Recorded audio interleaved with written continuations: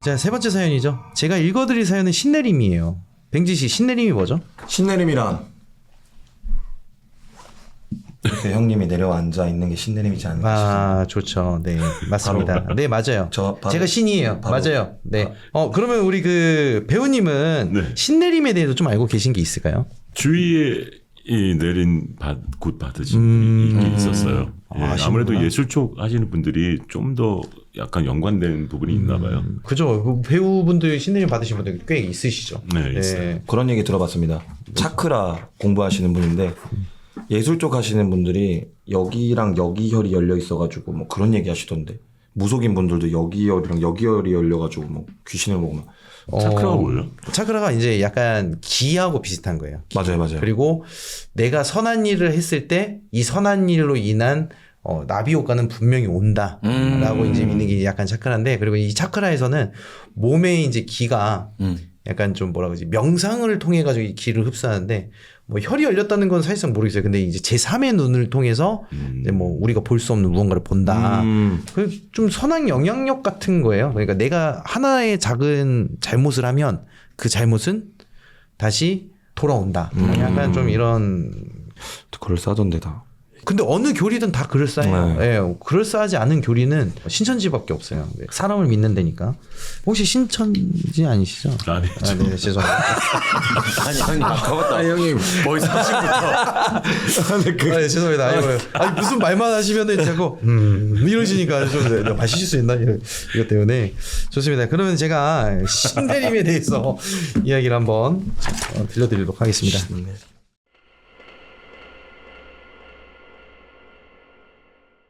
큰 딸기님 사연입니다. 안녕하세요. 집안 대대로 내려오는 신기한 이야기를 하나 해드릴까 합니다. 제가 막 자아가 자리 잡던 초등학교 때 할머니가 그렇게 저를 교회에 데려가셨습니다. 제가 울면서 때를 써도 끌고 다닐 정도였어요. 어린 나이에 그런 할머니가 너무 싫었는데 나이를 먹고 보니까 할머니가 왜 그랬는지 이해가 가더라고요.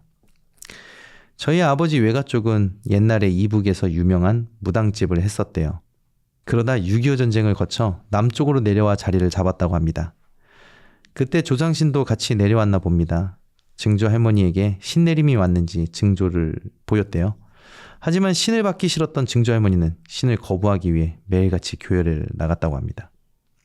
어느 정도였냐면 증조 할머니 슬하에 8남매가 있었는데 교회를 안 나가면 매우 엄하게 대했대요.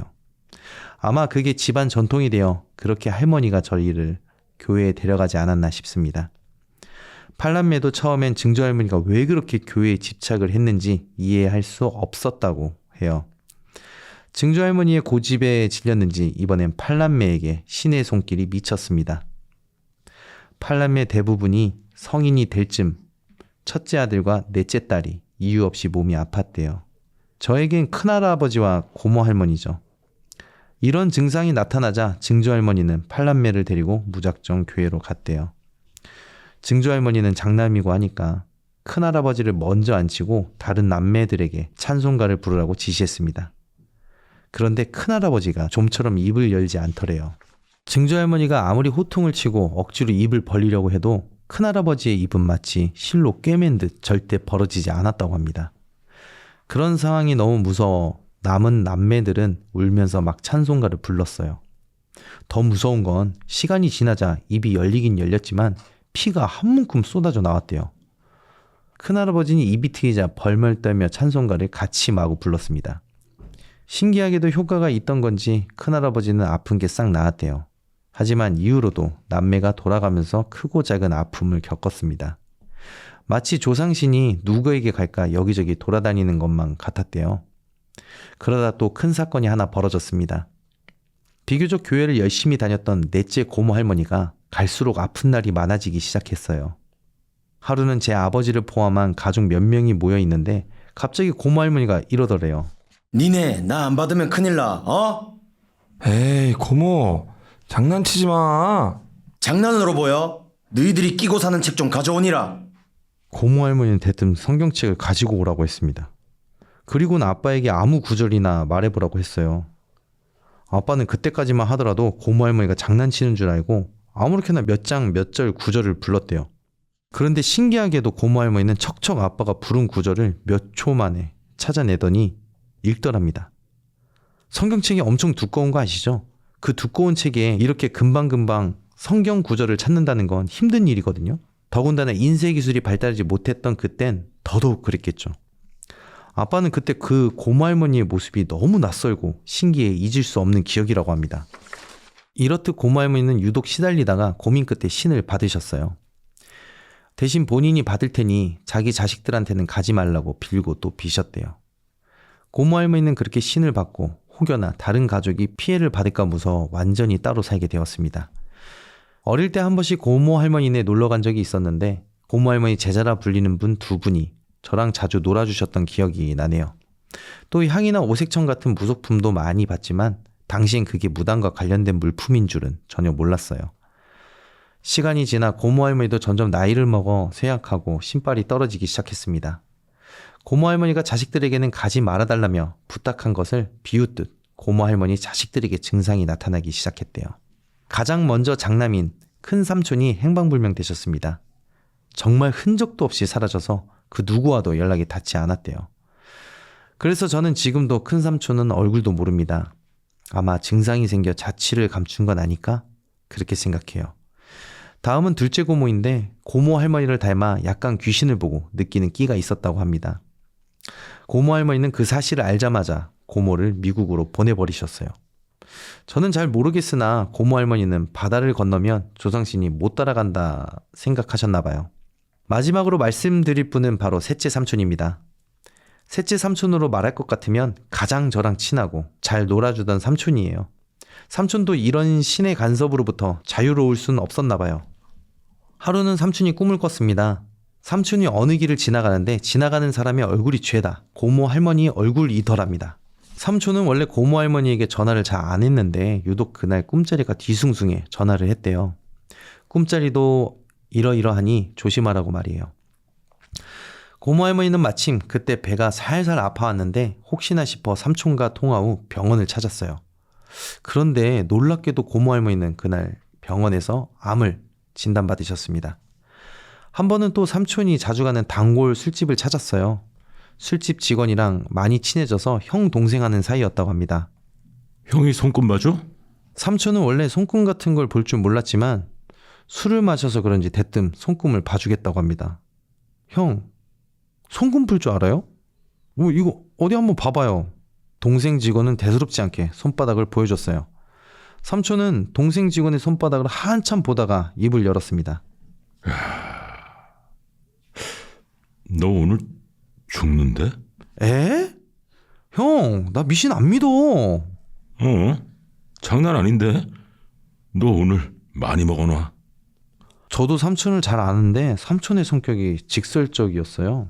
아마 삼촌은 그냥 느끼고 보였던 거를 그대로 말했던 것 같아요. 그런데 놀랍게도 그 동생 직원은 다음날 아침 해를 볼 수 없었습니다. 직원이 평소보다 일찍 퇴근하고 여자친구 집에 갔대요. 하지만 가는 날이 장날이라던가 하필 여자친구가 몰래 만나고 있던 바람남을 딱 마주친 거죠. 동생 직원은 이를 발견하고 분노에 실랑이를 벌이다 그만 베란다에서 밀쳐져 추락사했다고 합니다. 삼촌도 이런 일이 벌어지자 적잖이 충격을 받고 다음부터는 뭐가 보여도 절대 입 밖에 발설하지 않았어요. 그 뒤로 술만 마시면 뭐가 막 보이고 그랬나 봐요. 거기에 더해 삼촌도 한 번씩 알 수 없는 통증으로 몸져 눕는 날이 많아지고 하는 일마다 잘 안 풀렸어요. 어느 정도였냐면 너무 아프니까 못 참겠다 싶어 막 높은 곳으로 올라가 몸을 던지려고까지 생각하셨대요. 그게 본심인지 어쩐지 그 순간 딱 정신이 들어 내가 정상이 아니구나 깨달았다고 합니다. 제가 옆에서 보는 삼촌도 감정 변화와 기복이 많았어요. 내가 아는 삼촌이 맞나 싶을 정도였죠. 이런 삼촌이 어느 순간 갑자기 확 좋아지는 때가 있었습니다. 그 순간은 바로 연락이 두절됐던 큰 삼촌이 다시 나타난 때였어요. 저도 아직 큰 삼촌을 뵌 적이 없지만 아빠를 통해 그 소식을 들었어요. 그런데 정말로 딱 그 소식이 들려온 순간부터 삼촌은 몸이 멀쩡해졌어요. 조상신이 다시 큰 삼촌에게로 간 걸까요? 지금도 현재 진행형이라 볼 수 있는 제 가문의 이야기였습니다. 점점 대를 이어 신내림이 내려오고 있는 것만 같아 조금 걱정이 되긴 하네요.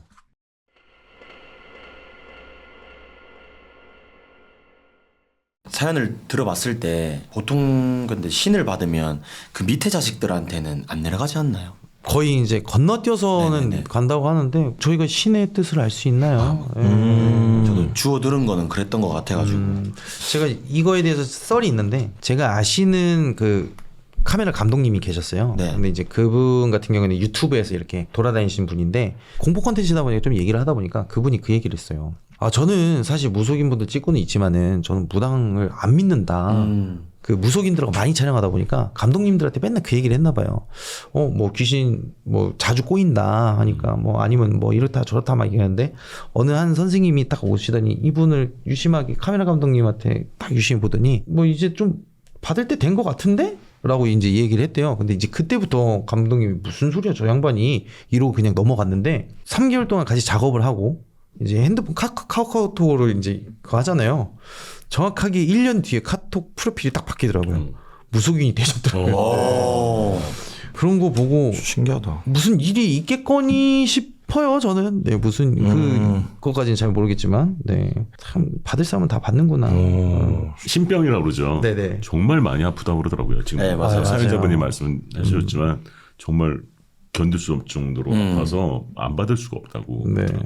그러니까 본인 살라고 이제 좀 받으시는 분들도 있지만은 제가 이제 또 많은 법사님들하고 무속인 선생님들 만나면은 내가 아픈 거는 그래 내가 죽지 뭐 막 이렇게 생각하는데 이렇게 아프다가도 계속 버티잖아요. 그러면은 가족을 건든대요.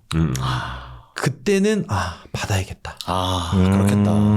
그럼 이 사연에서는 신내림을 받지 않으려고 열심히 교회 다닌다고 하잖아요. 근데 그런 거에도 좀 영향이 있을까요? 이거는 진짜 효과 있어요. 정말이에요. 형님 직접 겪어보셨나요? 겪어본 게 아니고 저는 이제 그렇게 솔루션을 많이 하죠. 웬만해서는 본인이 가지고 있는 종교로 누르라고. 맞아. 많이 근데, 들어봤습니다. 신내림 오신 분들이 그러니까 착각하시는 게 나 귀신 봐요 라고 하면 신이 온 줄 알아요. 그리고 가위에 눌려요. 그리고 막 한복 입은 조상님이 들어오시고 방울 소리가 들려요. 그 꿈 하나 때문에 신내림이 온 줄 알아요. 그럼 저는 딱 말씀을 드려요. 신이 온 건지 아닌 건지 모르겠지만은 일단 우선 본인이 믿는 종교 가가지고 혹여나 종교가 없으면 기독교든 불교든 선택해가지고 좀 눌러보라고. 뭐 그런 것 때문에 그런 가짜는 이유 때문에 신을 받는다는 것 자체가 이건 무속인들을 좀 약간 비하하는 거 아닐까요? 라고 이제 물어봐요. 왜냐면 저희 우리나라에 무속인이 100만 명이 넘습니다. 엄청 많아졌어요. 엄청 많죠. 많아졌어요. 네, 엄청 많아졌어요. 꿈 꿨다고 신내림 내리고 가위 눌렸다고 신내림 내리고 뭐 헛것 봤다고 신내림 내리고 이러보니까 요즘은 약간 전통성이라는 게 사라지고 프랜차이즈점이 된 거죠. 예, 점사 찍는 막 이런 부분에서 그래서 이제 여러 솔루션을 했을 때 확실한 거는 눌리더라는 거. 막 내가 마음이 편해지면 일단 귀신도 들어올 수 있는 문을 닫는 거다라고 저는 생각을 해요. 자, 오늘도 이렇게 공포라디오 사연 모두 읽어보았는데 오늘 녹화도 세계로 뻗어나가는 공포라디오답게 색다르지 않았나요? 네, 색달랐습니다. 너무 색달라요. 네. 그럼 우리 김범래 배우님 오늘 출연해주신 소감 한 말씀 부탁드리겠습니다. 아까 앞에서 말씀드렸다시피 제 아들 추천으로 네네. 예, K공포? 예, 굉장히 그런 생각으로 재밌겠다 해서 왔는데 너무나 그 공포 이야기보다는 컨텐츠 자체가 인간적인 것 같아서 너무 좋았습니다. 그러니까 오늘 사연만 또 특별히 그런지 모르지만 호러, 공포, 귀신 이야기가 아닌 정말 겪으신 인간적인 뭐 사연들이었던 거죠. 때 시달린 힘든 상황과도 있었고 보이스피싱 당한 것부터 해서 이런 뭐 신내림 얘기가 다 인간적인 얘기들 각자의 얘기들을 함께 이렇게 나누고 의견도 내놓을 수 있고 해서 되게 즐거웠습니다. 앞으로도 이런 방향으로 한다면 저도 계속 청취를 하고 싶습니다. 너무 재밌었습니다. 네, 감사합니다. 자, 그래요. 그러면은 우리 그 카노와 뱅지는 오늘 녹화 어떠셨습니까? 네, 잘 들었습니다. 네. 오징어 게임이 세계적으로 많은 사랑을 받았잖아요. 아니, 저기요. 지금 얘기하고 있잖아요. 얘기하고 있잖아요. 하나는 넣고 싶어. 우리 좋았어요. 네, 잘 우리 알겠습니다. 나중에 꼭 들어갈 거예요. 네, 이거 마이크를 꺼야겠네요. 네. 오징어 게임이 세계적으로 많은 사랑을 받고 있잖아요. 예. 김범래 배우님이 나와주셨으니까 우리 공포 라디오도 좋은 기운을 받아서 세계적으로 많은 사랑을 받는 공포 라디오 채널이 됐으면 좋겠습니다. 저는 우리나라 K 공포를 세계적으로 알리고 싶고 알아줬으면 좋겠다라는 생각이고요. 그러니까 해외 팬 여러분들의 댓글 많이 달아주시고 우리 해외 팬들을 위해서 영어로 좀 부탁드리겠습니다. 해외 팬들 여러분들 댓글도 많이 달아주시면 참 행복할 것 같습니다. 그럼 우리 김범래 배우님 마지막으로 저희 공포라디오 구독자 여러분들에게 인사 한번 부탁드리겠습니다. 하루 잠깐 와서 같이 했는데 정말 행복하고 즐거웠던 시간이었습니다. 공포라는 게 굉장히 약간 선입관이 있는데 많이들 즐겨주시면 좋을 것 같습니다. 이렇게 서로의 인간적인 얘기와 세상 살아가는 이야기를 함께하면은 각자에게도 한 번 더 생각하는 좋은 시간이 될 거라고 생각합니다. 너무 뻔한 얘기를 한 것 같은데 이렇게 시원님과 함께 저 병진님과 카노님과 함께 즐거운 시간 많이 할 수 있도록 계속 구독해 주시기 바라고 저 김범래 채널도 있습니다. 시간 되시면 와주셔서 뮤직비디오와 음악도 감상해 주시길 바라겠습니다. 감사합니다. 네. 자, 윤시원의 공포라디오 여러분들의 무서운 사연을 받고 있습니다. 무서운 경험을 하셨거나 알고 계신다면 여기 위에 이렇게 주소가 나갈 거예요. 그렇죠? 이메일 주소가 보이실 겁니다. 이 주소로 사연 보내주시면 되고요. 윤시원 팬카페 또는 디스코드에 남기실 수 있으니까 많이 참여 부탁드리겠습니다. 만약에 보내주시면 저희가 확인해서 사연을 읽어드리도록 할게요. 그럼 저희는 이쯤에서 마무리하고 다음 주에 또 인사드리도록 하겠습니다. 감사합니다. 고맙습니다. 네, 감사합니다. 감사합니다. 수고하셨습니다. 수고하셨습니다.